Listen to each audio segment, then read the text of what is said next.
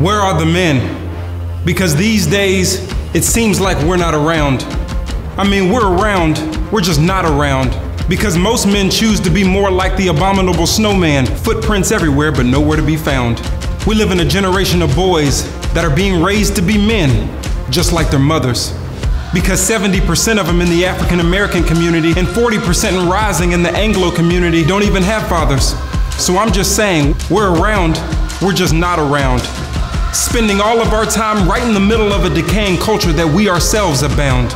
Women, they're forced to be mothers, fathers, leaders, protectors, nurturers, providers. They're pretty much doing it all, in some sense operating all outside of their created being, and then you and we want to take them to the counselor and tell the counselor that she won't submit.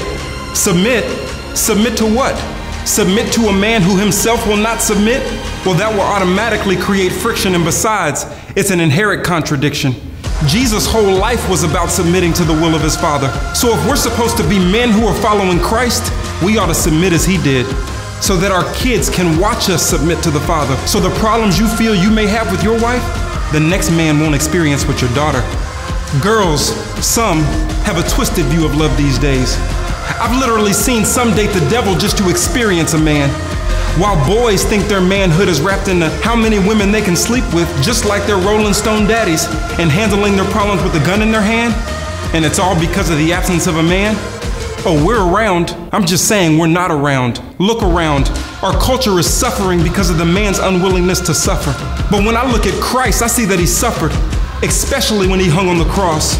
So it seems to me that suffering is the job description given to man from the boss. Suffer. Yeah, that requires that you and I be a little bit tougher. And I'm not talking about just staying at work later and chasing harder after shiny things and dreams. You know how men do, even though I do realize that we all have to provide.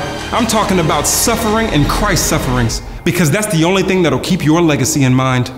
Like when my granddad died, and he was there laying on his death cot, his kids and his kids' weren't standing around talking about the things that he bought. I think not.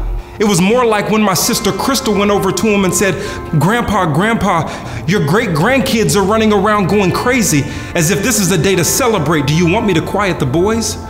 Grandpa said, no, Crystal, you don't understand. This is a day to celebrate because I wanted to die to this noise.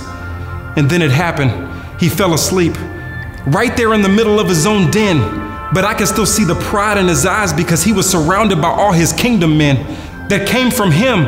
Yeah, we prayed with him. And we also thanked him for not letting anything in his life be a deterrent, because now that allows his legacy one day to hear what he heard that day. Well done, my good and faithful servant.